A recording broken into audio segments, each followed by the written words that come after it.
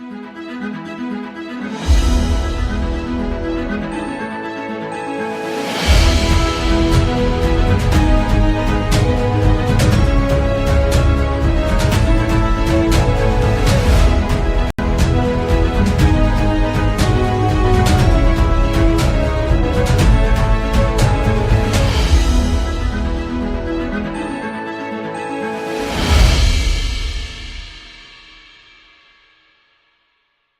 from the Good News Broadcasting Studio headquarters in Nairobi, we bring you the Insight live, of course, from GBS TV Africa.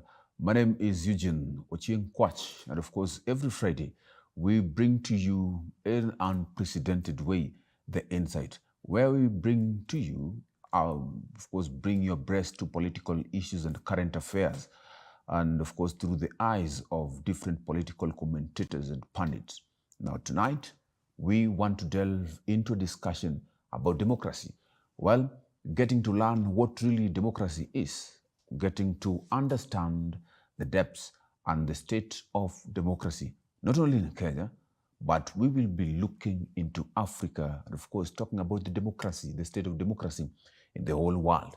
Now, well, today, as we seek answers to the questions that you have been seeking for the longest time, as we delve into this discussion of democracy, we have to make you know that Kenya, 60 years after independence, even a major part of the world cries still fall of this democracy, or even lack of it, therefore.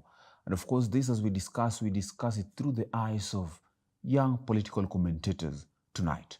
My first guest on the show is Aggrey Odiwuor, who is a political commentator and a student of Egerton University.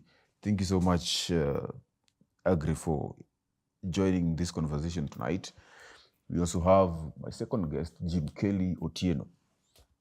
Jim Kelly Otieno is also a pundit and is a student of University of Nairobi. Now, this discussion is about democracy, as I said earlier, looking at it through the eyes of these political commentators. Well, gentlemen, good evening. Good evening. So let me start with you, Aggrey. Yeah. We talk about democracy. Now, maybe if we make the audience understand first of all, what is this democracy? And maybe what are the forms of leadership and governance that we have?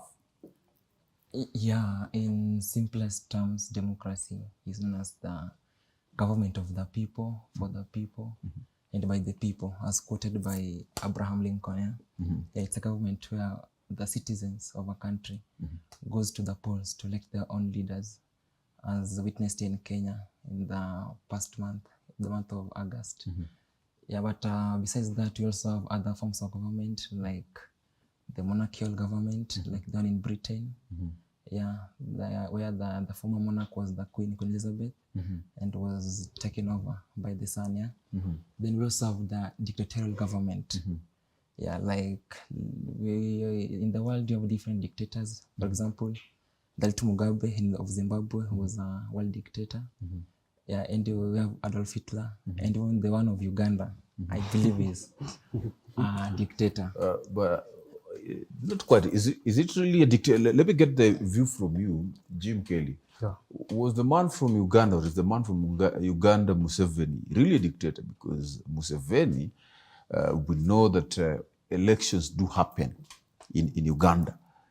And that, I believe, that is the criterion that we use to determine what democracy is, because it's at the ballot. What do you think about it? My point about the Ugandan state is that Yoweri Museveni is a dictator. This is due to the fact that in a democratic state, the constitution guides everything. We cannot have a democratic state where the statesman go to the constitution, alter some things which favors him, and then put people who are acquainted to him into power so as to protect him. So that in the next move, he has some soldiers to guide him, to guard him, to retain the place where he wants to be. Okay, quite interesting. Let me get to you, Mr. Aggrey. Why do you think that people will prefer democracy over other forms of governance? Yeah, I think most people prefer democracy because one, they take democracy as a way of let me say, encouraging development. Because leaders know that without development, they want to be re-elected. Yeah, so people prefer democracy because we are citizens. Most citizens know that their needs will be met through democracy. And if they're not met, they'll change the leaders. Yeah, I think that's the reason as to why most people prefer democracy. So you believe that if their needs are not met, that they will change their leaders? Yeah, that's how we believe. But according to what's happening in the real life situation, it's another story. Okay. What do you think about it, like the democracy? Why would Kenyans or even other parts of the world just choose democracy over other forms of leadership? Because we have had, like in England, we have monarchical system of government. Why would these other places not choose that? Or why don't we use a dictatorial system? Why do we just want democracy? I think and I believe that democracy is the best form of the government that should be put in place. This is where the opinions of the common wananchi is being taken to be heard. For example, let's say here in Nairobi, the people in Nairobi are talking through their governors, they are talking through their members of parliament, they are talking through their MCS, and their cries are being heard at the national level. So democracy is about the common wananchi being heard. And I think it's the best form of the government to be taken into consideration. So democracy is good because the person, the hoi polloi, the common mwananchi, get a chance to be heard through their leaders. Yeah. But at times I believe that we have leaders who have, of course, we have always cried because Africa still cries in as much as we are having a democratic system of governance. Why is it that we still cry about our democracy? What are the challenges or these holes that we can poke in democracy, in Kenyan democracy, in Africa or in the world as a whole? Yeah, so Mr. Kwach, without any fear of contradiction, let me state by one of the reasons, let me say, democracy in Africa is kind of a fallacy. It's a misconception. It doesn't work in Africa. We have a very weak democratic political culture in Africa, whereby we go to the polls when those people, we have these people already in government. Those people, they've in one way or the other, they've captured these electoral bodies. Yeah, so like we go to the polls and these people already in government are the ones that are taking control. They're the ones controlling the elections. So I think this is the main reason as to why democracy in Africa hasn't achieved that much. Yeah, let's say for example, let's talk of in Kenya. Yeah, whereby we have the opinion polls, and when you go to the real life situation, what happens? Then so when you check on this such kind of issues, why does it happen? Because those people take care of these elections, and they're also vying and they're also in power. So they have the state machinery. So that's why democracy in Africa has always been behind. And then another reason as to why the democracy has been behind is that I think in Africa, when you go to elections, the so-called elections, and I believe it's not an election, it's just an ethnical census to determine which community has the largest number of people. For example, in Kenya, that's why in every election, either the president comes from Mount Kenya or he comes from Rift Valley, because these are the places that has the largest number of voters. Yeah, so it's like we are trying to prove to ourselves, or we are trying to check which community has the largest number of voters. Yeah, so I think that's one thing that's affecting Africa. Yeah, because we go to elections for kila mtu, like everyone is like, huu ni mtu wetu, like this mtu wetu thing. Yeah, so like every community ends up voting for their person. Yeah, so if you think that maybe democracy has failed, as you just say that democracy is a fallacy. Yeah. Do you think that maybe you can use another mode or system of governance to govern And which system of governance will this be that will actually see the articulation of the issues of the common mwananchi, as he was saying? Okay, I think in Africa, what can work best in Africa, since democracy has failed. Yeah, and democracy has failed because of those people who are managing the elections, those people already in power. So in Africa, what we need benevolent dictators, if I think so. Yeah, we need someone like, let me say the former CS for Interior, Dr. Fred Matiang'i. He was a good example of a benevolent dictator. Yeah, who they will be doing things, they will be using their absolute powers, but to the benefit of the local mwananchi. Yeah, so I think in Africa, we need benevolent dictators. Yeah. Okay. Already, according to him, democracy in Kenya has failed. Maybe let me get your opinion. Do you believe that the democracy of Kenya has been successful so far? And to what extent, even if it has failed? I'll disagree with my friend, agree, because our democracy is moving toward a step higher. As was seen in the recently concluded general election, our democracy is determined by the election, free, fair, credible, and verifiable. If election is good, then democracy is good. Okay. And one of the cornerstones of democracy is free and fair election. The election that was conducted, I think maybe I cannot conclude, but I think it was much verifiable. Okay. So like, because of the elections, you're saying that the elections, they were verifiable, and because they were transparent. Times you were told that there was some opaqueness. I don't quite get it to understand, because actually the court of the Supreme Court did not quite get that, the opaqueness of the elections.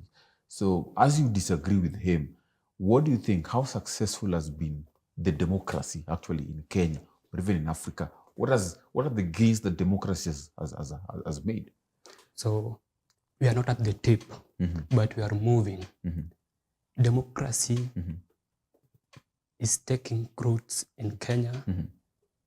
Kenya mostly because what you have seen, democracy is inspired by the separation of powers, where we have independent parliament, independent executive, and also the independent judiciary. In the Moise era, the parliament was included in the executive arm, where the CS, they were not CS, they were the ministers. The minister, maybe let's say for land, will be MP for Langata, and also the minister for land. There was no independent there. So when there is separation of power, there comes accountability. In accountability, we are able to verify with our finances these 2 billion, or let's say all those billions were given to the Ministry of Land. What have they done? We have those people who check our finances. There are different offices which are very much independent nowadays. We have DPP. We have those are, let me say, they are watchdogs of the government. So me, I can say we are not at the tip, but we are moving. Okay. We are moving at a good direction. Okay. I see you nodding positively at what the point that is giving, though you are disagreeing with the point that democracy has worked in Africa. Maybe you think that maybe democracy could have worked to some extent. What do you think? And what has democracy achieved so far? Yeah, democracy in Africa, to some extent, let me say it has achieved much later. It hasn't achieved much than expected. Yeah, let me say, for example, the former government, President Uru's government, the government was elected by the people. And we see President Uhuru built so many, when it comes to infrastructure, there was so much improvement. Yeah, the government did so much in electricity, in water. So everything that has positive things must have also negative things. But all these things you're saying could be done as well in a dictatorial regime. Yeah, it could could also be done by a monarchical regime. Yeah, monarchical, so what I think is happening in Kenya, most Kenya to be specific, one thing that is tormenting us is there is lack of regime change in Kenya. When you check at the government right now, these people were once in the KANU's government, and the regime is still continuing up to now. And the kumi yangu kumi yako, I don't think it's coming to an end anytime soon. Yeah. So I think if there can be a regime change in our country, democracy can move to a higher level than what it is right now. Yeah. So I think democracy, besides bringing so much negative things, it has also contributed one way or the other. Yeah, in the government. Okay. You're talking about kumi yangu, kumi yako, lack of change of regime. And actually that begs the question about a very pertinent issue in our democracy and of course the Constitution. Of course the Constitution or our democracy is nurtured in a way that it's a winner take it all. Yeah. And this question is for you, Mr. Jim Kelly, that what do you think about the democracy that we have? This is winner take it all after elections. And now look, or take for an instance, DP William Samoei, okay, not the DP, but actually it's the President William Samoei Ruto, won against his closest competitor, Raila Odinga, with around 200,000. I believe that is too less. Actually, because there are around 8 million people who never voted. So what do you think about this winner take it all in our democratic nature? Like, should we try to do something else about it? Should we do something about it maybe? In a democracy, there must be inclusivity. But this narrative of a winner takes it all should be abolished because it doesn't result into equality as one of the other factors of democracy. Equality means there is inclusivity. But me, I prefer where executive does its part and the opposition the same. This will make the country run smoothly. Because, let me say, the president cannot take people in opposition and put them into the government. That is a big no. Let them watch over the government. Let them make the government do its mandates, and let them support the common mwananchi. The fact that the winner takes it all should not apply to the common mwananchi. It should apply to the leaders. If you are in Azimio, be there. If you are in Kenya Kwanza, be there. But let all citizens enjoy the resources. Let us not take it that because the president is from Kalenjin, it is the Kalenjin who are enjoying it. No, that is a big no. We want to make it sure that president works for all. If it is development, let it be in Nyanza, let it be in Makueni, all parts of Kenya. But when it's come to leaders, let the opposition do their part and the executive do their part. That is when we can account for everything. Okay, quite interesting. So I didn't get an understanding or a deep understanding of about this issue of winner take it all before we move to the opposition part of it and the government. Let me come to you, Agre.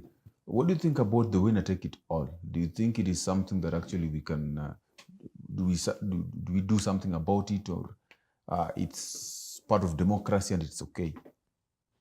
Yeah, this issue of the winner takes it all, according to my school of thought, I think we should create a position, let me say the prime minister.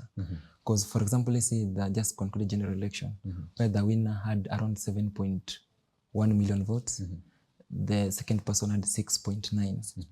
Yeah, that's a difference of it was around less than 200,000. Then we had the other 8 more million people who didn't vote. You don't know their opinions. Maybe they could have voted for the second person, the person who came second in the election.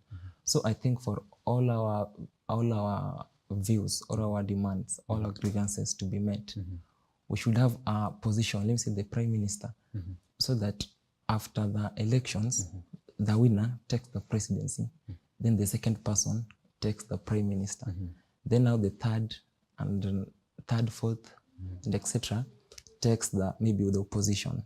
So I think for all our views to include the government, we need a government whereby the winner takes the presidency, and then the second person takes the prime minister.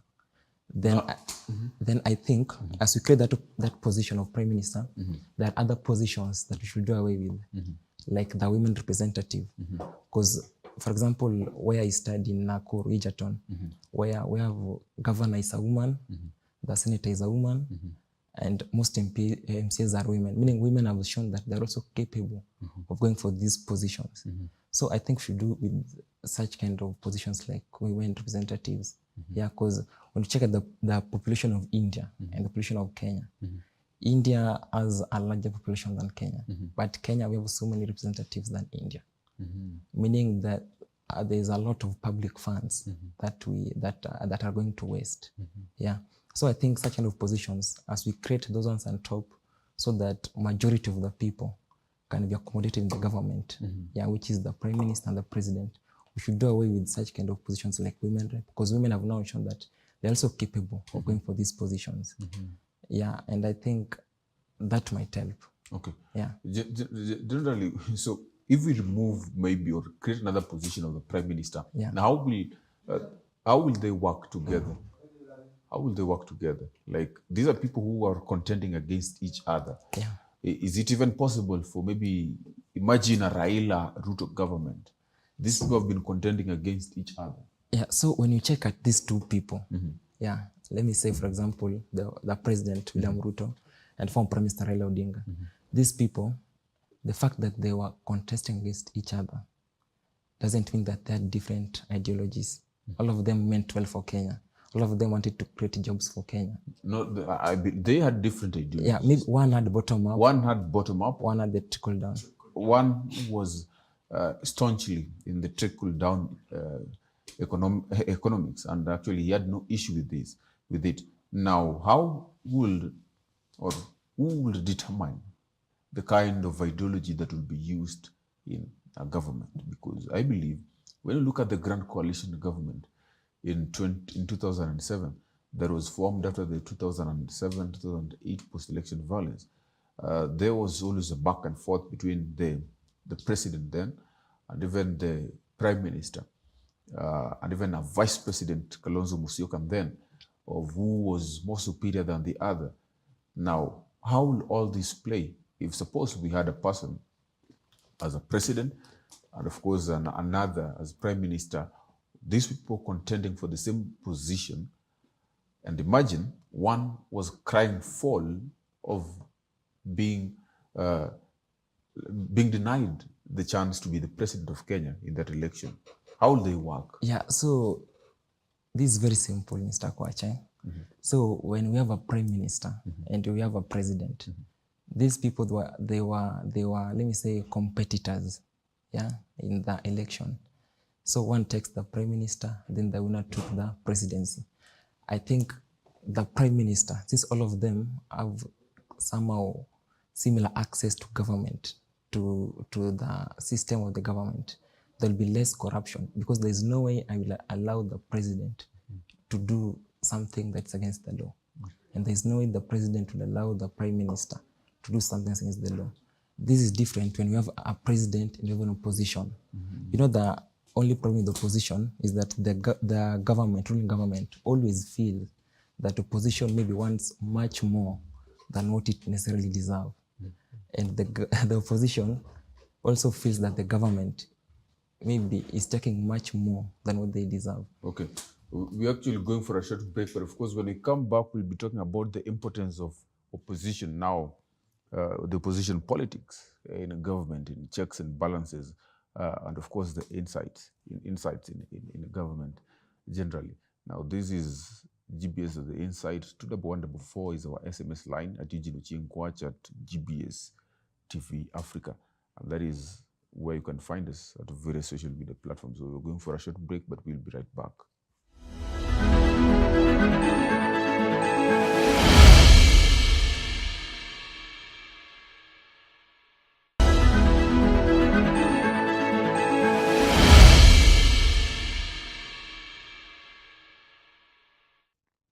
Welcome back to The Insight, where we're discussing issues on the state of democracy. Once again, of course, I'm still with my guest. 21144 is our SMS line at GBS TV Africa at Eugene Ochieng.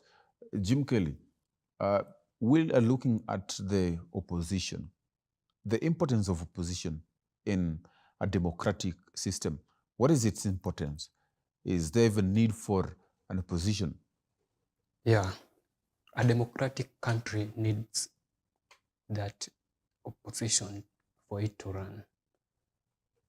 It plays a big role in ensuring that it keeps government on its toes.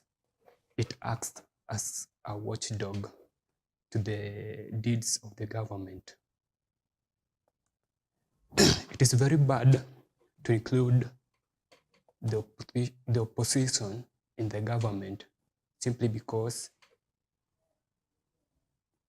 when governments go astray, those things are not looked into. So this post should be maintained, should be funded, and should be guaranteed some independence.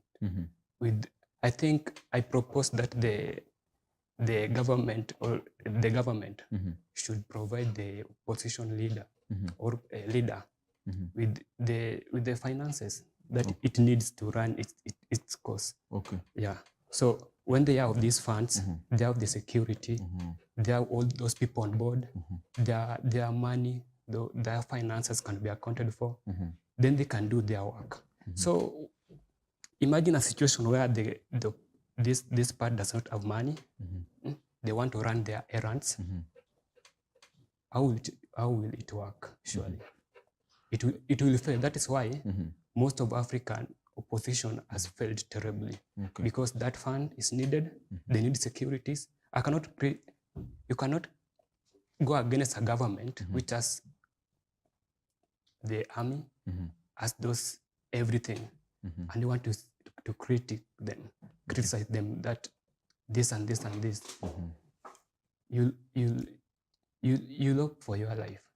Yeah. So and I think the government should allocate more money to the opposition and make them run their course. Okay. It is bringing a different point, quite different from what you said. You said that we should avoid the winner-take-it-all kind of governance in our democracy. That aspect should be removed. And instead, if you could create an opposition for the opposition leader, then that is now the number two, to be a prime minister, be accommodated in the same government, work in the same government. And that is what you proposed. He's saying we can actually create a position for the opposition leader and fund it, because he believes that the opposition plays a critical and a very big role in a proper democracy. I don't know what you think about his idea. Is his idea also viable, and how to what extent? Yeah, so let me start by saying that this issue of democracy in Africa, it's a very difficult proposition. For whereby we have the ruling government and with the opposition, just like he was saying that we need a strong opposition. So by law, in democracy, we have things happening by law, we have things happening by fact. Yeah, for example, a good example is there's a time whereby Raila was in government by fact. Yeah, just before the general election, the August general election. And Ruto was in opposition by fact. Yeah, but by law, he was in government. Yeah, and vice versa is true to Raila. So let me ask, the role of the opposition by law is to check out the excesses of the government. So what happens after it has checked out the excesses? The opposition will go to the media, announce what has happened, and expect the same government to deal with the same situations that have done wrong, which is quite not logical. Also in Africa, where if we start talking by facts, by logic, that there's no way an African government, an African leader, there's no an opposition will go and point excesses of the government, then the government changes the opposition. Yeah, there's no way you are reporting agree to agree. Yeah, so it's kind of not logical. Yeah. So it will be difficult, is this idea? Yeah, it's a very difficult proposition. And when you check, even in, let me say, Uganda, what happens to the opposition, free opposition? Those people are being tortured, yeah? Some of them are being kidnapped. Yeah, the likes of Baby Wine, those people are suffering. And when you check, let me say, our country, it's not that cruel in our country, Kenya. But the opposition, yeah, after they have pointed the wrongs of the government, it's like they're reporting the government to the government itself. They expect the government to deal with the situation, which I don't think that's the case. Yeah. Actually, so what are these laws, or what can we do in our democracy? What are these things that we can do about our democracy, or even in our constitution, to ensure that a sitting government, which of course has opposition, to check the excesses of its operation, the government itself will not in any way try to manipulate or intimidate the opposition, or do something that actually will ensure that they intimidate the opposition? Yeah, just like I said earlier, without fear of contradiction, the only way to escape all these issue of government and opposition colliding each and every time, people in opposition being tortured, people in opposition being ruled by a different law from those in government. I think the only way to do this is to create another position. Let me say the prime minister position, just like I said earlier, because there is no way a prime minister will allow a president to do something that's against the law. And because all of them, they have almost same access to powers. Okay. Yeah. There is no way a sitting president will also allow the prime minister to do something that is against the constitution. Yeah. Okay. Okay. I'll come back to that point, but let me ask you this question. I want us to juxtapose the democracy of America, and which is more mature than the democracy of Kenya, or even that of African continent. I want us to look at maybe the kind or the nature of democracy that they have and that which we have. Do you think that maybe there's some things that we can borrow from them as African continent, and generally? Yeah, there is much to borrow from the United States of America. First of all, the media plays a critical role in a democratic government. When the duties of government are being aired in media, the president must be in media 1 or 3 days. So when media comes into place, we can borrow that. But due to the fact that in Africa, if you want to go against the government, then probably you'll be dead. Yeah, you're a media personality. You want to investigate a crime. You want to investigate a corruption case. And you don't have that funds. You don't have that security. You don't have what it takes to do the task. It will be difficult. So the media should be integrated in ensuring that democracy is enhanced. And that is what America has done. Yeah. A free press. Yeah. Free press. Okay. Yes. Accountability. Yes. They're accountable. Every arm of government is being accountable for the doings or the action it takes. Yes. Yeah. So let me ask you, Agris, bring a point about the free press, the media, acting a very important, a very pivotal role in the democracy of America. First of all, let me ask you this question. Do you believe, because you have said that democracy in Africa is a fallacy, it's a sham, if it has worked in, my question to you is, has it worked in America as it is supposed to work? If it has achieved maybe what you think it has achieved, then what can now Kenyans or even the African continent borrow from America? Yeah, I think democracy has worked in not only America, but most of the Western countries. Yeah, like in Europe. And there's one thing that we need to understand, that with one of the reasons as to why democracy is working, let me say in America to be very specific, is there's always regime change. When find this election, the Democrat and the Republican. When a Republican wins next election, there's always a regime change. Unlike in Africa, whereby there's always no regime change. For example, in Kenya, we have never had a regime change. It's same regime change. They're the same political parties. When you talk about regime change, what do you mean by regime change? Because regime maybe change. some of our audience don't understand when you talk about in America, that those people who belong to the Republican and the Democrat parties. So maybe we have seen Trump from the Republican, and of course Biden from the Democrat Party. How do they work? Maybe, and how maybe what do you want us as Africans to borrow from them? Yeah, regime change here means there is no political change. Let me say something like that. There's no leadership change. We see the same faces. Yeah, we see the same faces, but wearing on different masks. Yeah. For example, let's say the UDA government, the Kenya Kwanza government, the government of President Ruto. These are people who are in Jubilee. Yeah, you know that. And these same people were in Moi's government. Yeah, so they've been coming to the same government, but with different faces, different masks, but the same people.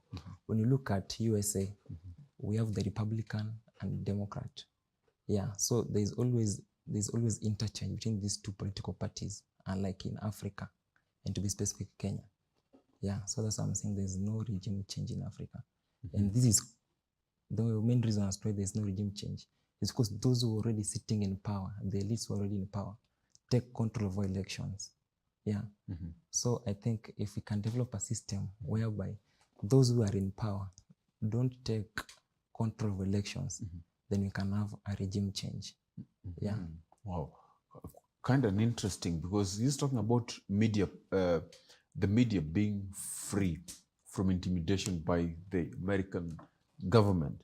And that is one thing that has helped very greatly in promoting the democracy of America. Now you come in with a point and say that you believe that about the democracy generally. Yeah. Yeah, so what's your point? My point about democracy in the media, first, when you check at USA, the reason as to why Trump lost in the last election is because the media was against him. You know, when the media continuously portray you as a bad person, what people see, most people look against you, yeah? But when you come to a different case in Kenya, and let's say, for example, these privately owned media houses, they do take part in politics, they take sides. That's why it's very difficult for the media in Africa, and specifically Kenya, to take part in the decision making of elections. Yeah, because our media, most of the privately owned, they do take parts. Find that this media house, it's kind of they're selling their own candidate. Yeah, they show more of political rallies or more of events of a certain candidate than the other. Yeah, so that's a problem we need to address, and that should come from the media houses. Yeah. So let me just ask you this. You're talking about still the regime change. Yeah. And you think that maybe if we can develop a system whereby the people who are in government will not interfere with elections. Of course, you mean that to say that those who are in government interfere with the election. Yeah. Now, how can that work? What are these things that actually maybe we can borrow that can work in our system now? Because Yeah, talking about elections. when you talk in the African system, that's why I was saying we should create a position like of a prime minister for the opposition to be there, so that all of them share powers. So no one will have power over the other. No one will be controlling the elections. I think that one will bring about the regime change. But when we continuously have a government where we have the opposition, which they just back is like they're a toothless dog. Then we have now the government. The opposition will just be backing, but there will be no change in the government. Maybe there might be change in the eyes of the citizens, but deeply from within, there is no change. Okay. He is blaming our electoral system for inadequate democracy or a bad system. Like the democratic nature of Africa is a sham. Actually, what he says is a fallacy. And he thinks that the electoral process is one of the things that have actually compromised our democracy. What do you think about that? As I said earlier, election plays a key role in a democratic government. So for us to make sure that the election is conducted as required, there must be funds. The funds should be allocated to these independent institutions. IBC should be given their allocation. They should not depend on the executive for them to run its course. For example, let's say when the IBC, for example, let's say it sides with the government, will it go against the government? It will never. So when they have independence, when they are independent and they have their funds allocated, and no one is that fund is there for them.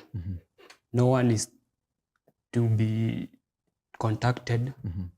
For example, let's say if they want to take their course, the president, we want this, and the president is in power and is seek to be re-elected. Will that be possible? It will still be very much opaque. So my suggestion is the independent institution should be given much allocation of money, funds, so for them to run their course. This will make them independent. So how much, like, Agri, what do you think about this? Allocating such institutions, electoral systems, making them independent, even in finances? The issue of independence of these independent constitutions, there is this one thing that even when you allocate funds to them and they still receive intimidation from the working government, they want to be independent.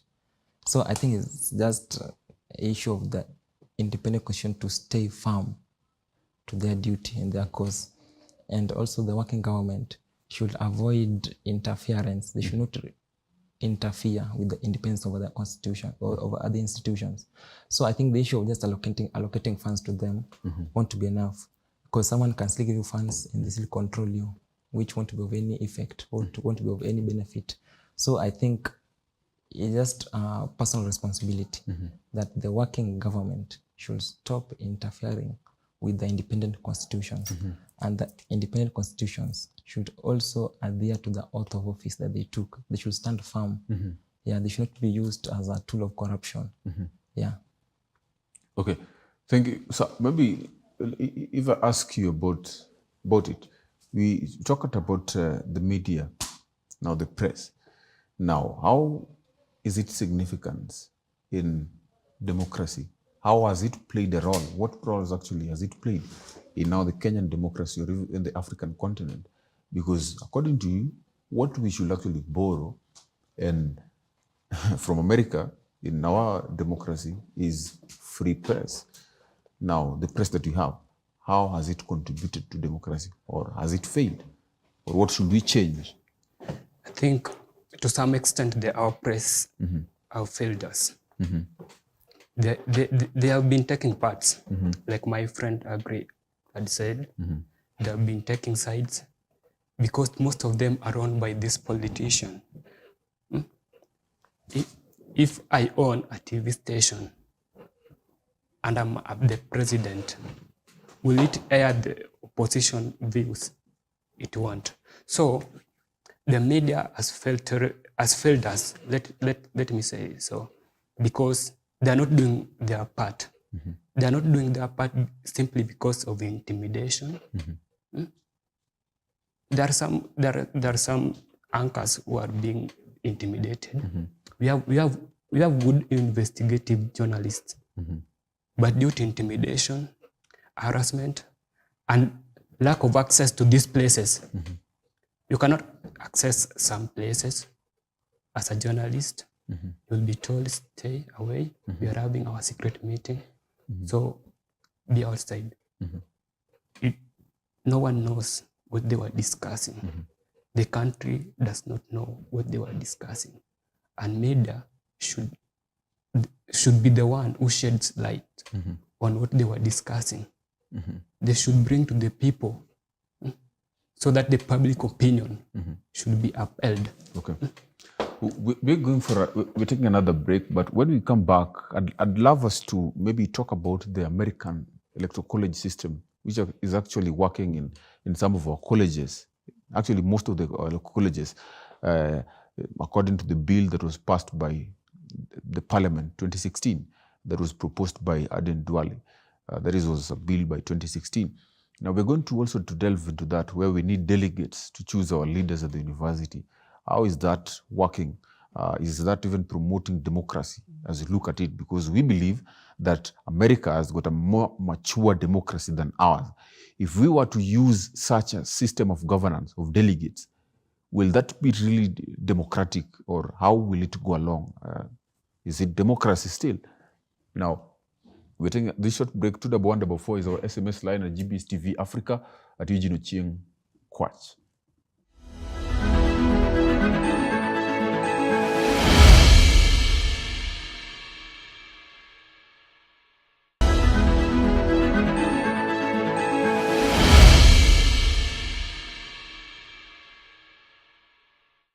Welcome back to the Inside. Of course, here we are here to discuss the state of democracy, discussing different issues and angles of democracy. Now, we're looking into the American system of governance, and we are trying to juxtapose and compare the system of governance with that what we're using in colleges and universities, being that you are from the university. Now, let's take a case where you're from Egerton University, and you use delegates to elect your leaders. How has it contributed generally? Now, because I believe this would have somehow contributed to maybe your thought on the issue of democracy generally. Now, the difference is you think that democracy is a fallacy, yet in America, democracy is more mature. So when you check at our, let me say, for example, for our institutions, let me say, from what my observation, what I just observed recently in our own elections, is that when we use the delegates to elect the leader, we find that, for example, let's say in a university, Kenya University, you find that these ethnic groups that will be having more delegates than the other. Yeah, so like at the ground level, people will be campaigning based on ethnic lines, so that, for example, let me say most of the delegates will be Kambas, then automatically the school president will also be a Kamba. That's what is exactly happening in our institutions. When most of the delegates are Luos, then automatically the leader will also be a Luo. So that's what's happening. So I think this issue of delegates electing, even if we try to implement it across the country, then regions with more delegates, let me say, let's take the governors to be the delegates. Yeah, those regions with more governors will automatically have the day, and that's not more of a democracy. A democracy should come from the people, from the people. Because remember, these delegates, there are some people who voted for them, but are against their candidates that they'll be voting for. So I think this issue of delegates, I don't think if it can work well within our political structure in Africa. Yeah. So I think elections should just be done by the citizens. Yeah. So what do you think?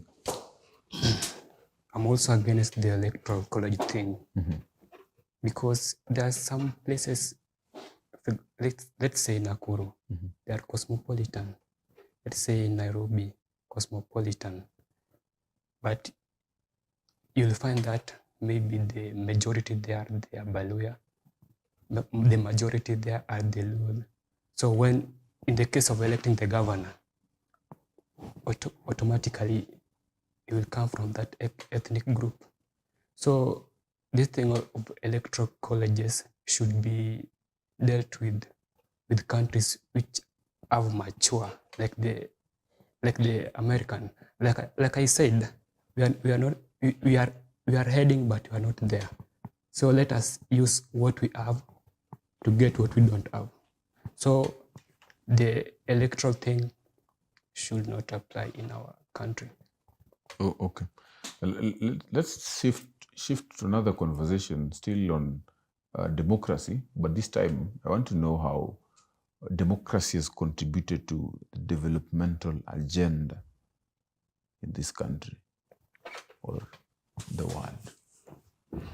Yeah, so democracy and development, it has contributed both positively and negatively. Positively in a way that those leaders, also if they are serving for their first term, they do some 1, 2, 3 developments for them to have a topic for campaigning the next elections.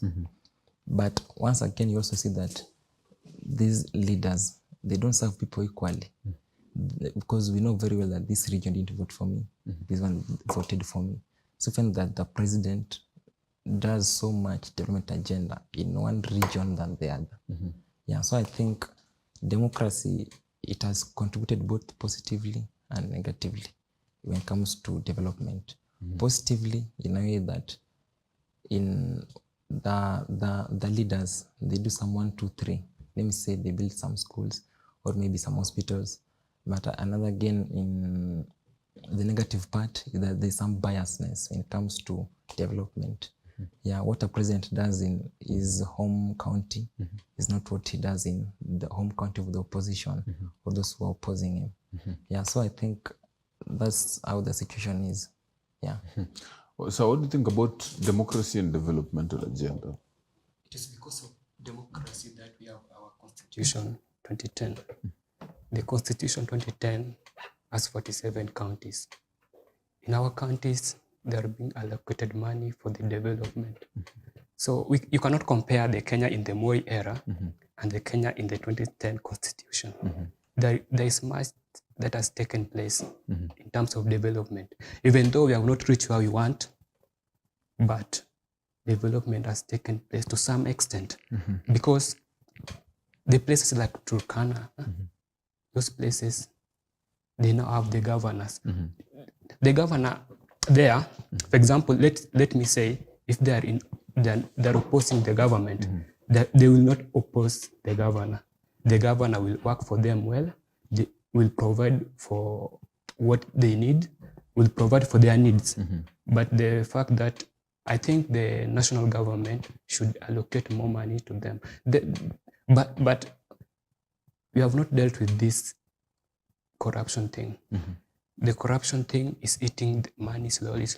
So the money that is supposed to be used in development and ends in someone's pocket, and it's like the Kemsa thing.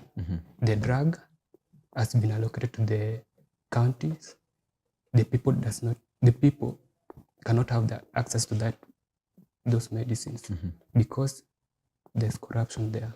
So when we deal with corruption and then we make our democracy we improve it a bit, then we can have equality.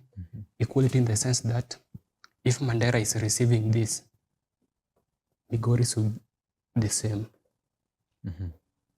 Nairobi. So it will depend. I know they have many criteria of allocating the money, but the money should be allocated equally because all people are taxpayers. All. in Turkana, in Nairobi, every place, they pay tax and they pay it well. So when the money is allocated, let it be done in a proper way. This money should also be accounted for. So let us say if we allocate money and it's not accounted for, corruption thing will take it all. So let us be accountable for our money, allocate more for the development programs, and when we do this, we are heading somewhere. Okay, quite interesting. Well, let's talk about something quite different about devolution, because he has mentioned about the counties. You've been mentioning about the counties, the 47 counties, quite a while in our conversation. And I think this is something that is very inherent in our constitution, and maybe it has contributed in our democracy, which is quite different from what we had in 1992 or before 2010 constitution. Before 2010 constitution, we did not have devolved units like counties. Now we have them. How has it contributed maybe to the well-being or the developmental agenda, which of course is democracy? Yeah, the issue of devolution has contributed well to, let me say, the members of a certain county, but not to all counties. It's very categorical. Yeah, not all counties, to some, which are very few. So this issue of devolution, there is one thing affecting devolution, is that we have these prominent leaders, the kingpins of various regions, whereby they impose governors to the people of a certain county. Some are being given free tickets, where we know, in Kenya, people don't vote ideologies. We vote parties. We vote political parties. It's so much obvious. Whenever using an ODM in Nyanza, I'll automatically win. If I'm vying against if I'm from UDA ticket in Nyanza and I have ideologies, people want to vote for me just because I'm from another political party. So I think this issue of devolution, the governors are being imposed to some extent on the people. And then these governors, some of them do work, but majority of them, they just squander public funds. Some of them take medicine to the hospital, they take pictures at the hospital, then immediately after the photo session is over, those products are being taken back to some private pharmacies. Yeah, so this issue of devolution, to some extent it has helped, to some extent it hasn't. Yeah. Okay, let me get to hear from you. Devolution, developmental agenda, and democracy. In development, I think it has done something, because if you can see where development as the steps development has taken in our country, let's say the marginalized groups. Today, you cannot complain that we are not developed because of the national government. We have the governor. The governor is supposed to enhance the development in the county he or she is from. So, me, I think, and I'm affirming that devolution is a good thing. And who proposed it in our constitution deserves credit. Okay. Yeah. Okay. So let's discuss about something also quite interesting. That is religion. Yeah. We have had so many prayers in the State House, because we know that our first couples are adherent and staunch religious leaders, Christians. Do you think that maybe this is something, okay, in your view, what is this? What does this mean? Don't you think that maybe it will cause some chaos, because we have other people who are not Christians, because we also have Buddhists, we also have traditionalists, we also have Muslims in the same country. Don't you think that maybe there's an issue in this? And apart from that, we have for quite a long time seen religious leaders joining politics at different levels, supporting politicians. What do you make of this? Yeah, without any fear of contradiction, let me start by saying that a religious country, religiosity is highly correlated with hypocrisy, and moral decadence. It's just a tool of hiding.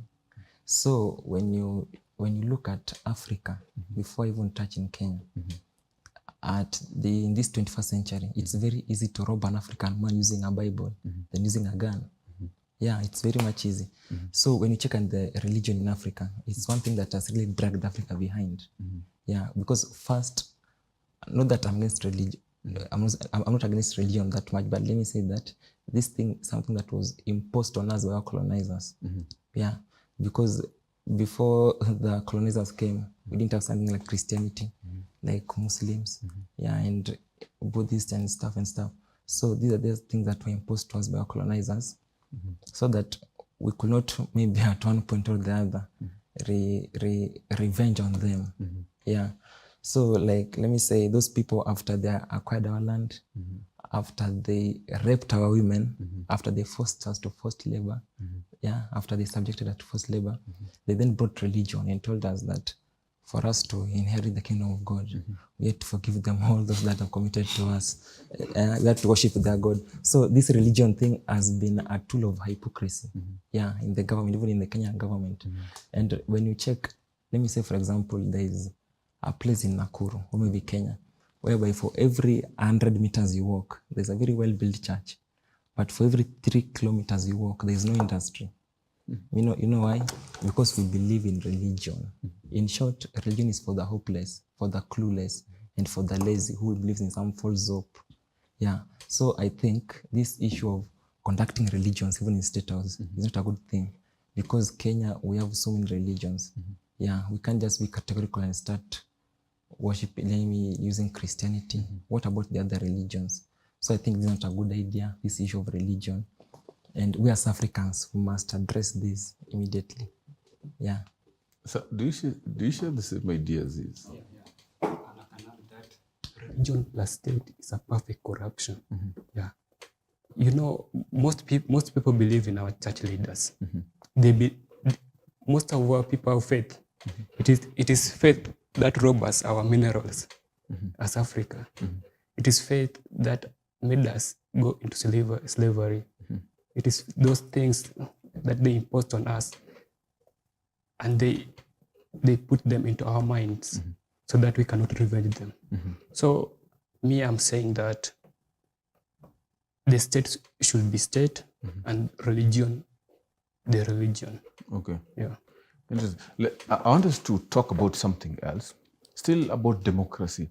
But this is something that was started by our founding fathers, Tom Mboya, and of course, also amongst many other, like Kwame Nkrumah of Egypt, right? Yeah. So they convened a meeting, and in this meeting, they had aspirations and visions of having a United States of Africa. Now, they wanted a system like that of United States of America. Now, my question is, do you think that this idea is viable right now? And actually, what could have made it or be cut short along the way? Why haven't we achieved this? Maybe if I start with you. Yeah, let me say first, Africa must unite and unite immediately. We must do away with the boundaries. These boundaries were imposed on us by our colonizers. Africa was one country called Africa. Then these colonizers came and divided us into small regions for easy colonization. So, and this is why Africa is the only continent which consumes that which it does not produce and produces that which it does not consume. What we produce is being taken as raw material to the Western countries. So I think without unity, we as Africans, we won't realize our potential. Africa must unite for it to realize its potentials. Yeah, so I think we should do away with the boundaries in Africa because they were imposed on us. We were one country called Africa, and Africa should go back to be Africa, to where it was. So I think for Africa and for us to work effectively, we have to do away with these things. Yeah, we have to look for Africa. We can have a common currency. Yeah, we can have a common president. Yeah, I think it can work better if you have the president of United States of Africa.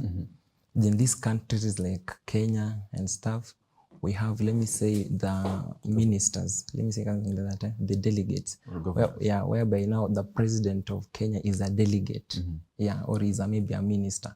Then now we have the president of United States of Africa. Yeah, so I think we must unite. If we want to realize our potential, we as Africans, then we must unite immediately. Yeah. You believe in democracy, unlike him. What do you think about this idea? Do you think that it is actually even viable in the continent that we're living in?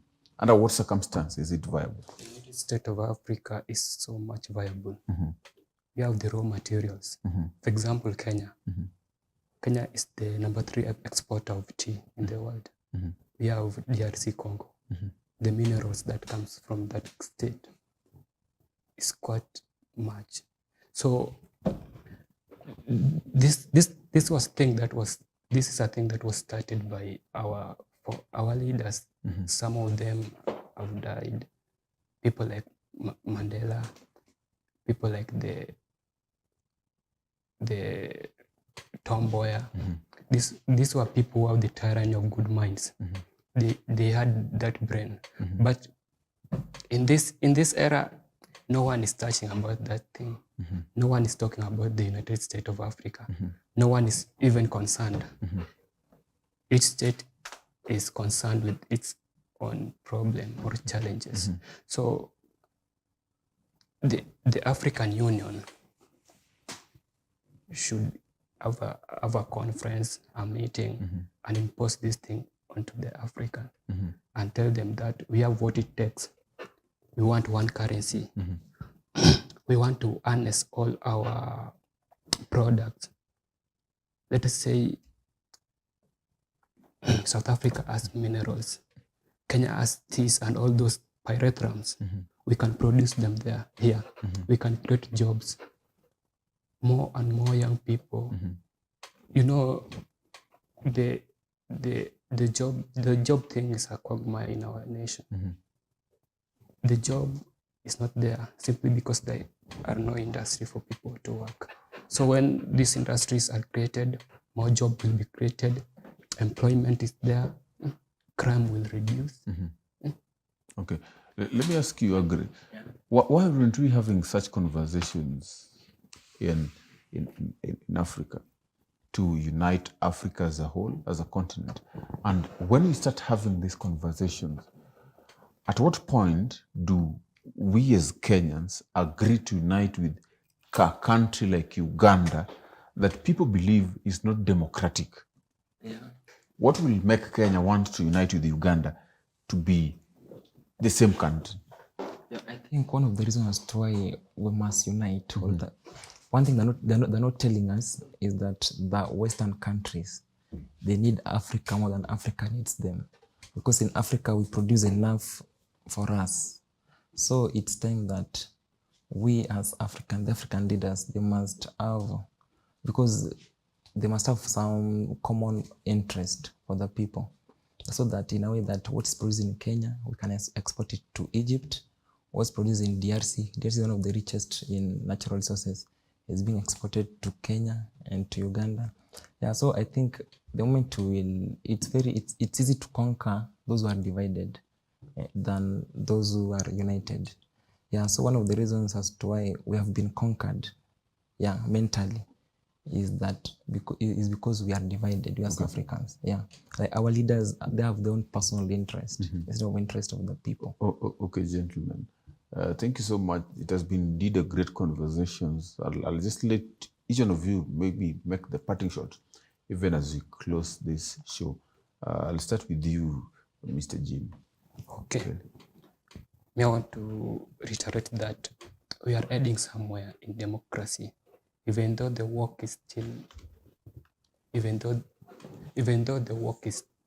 still long, but we are heading somewhere.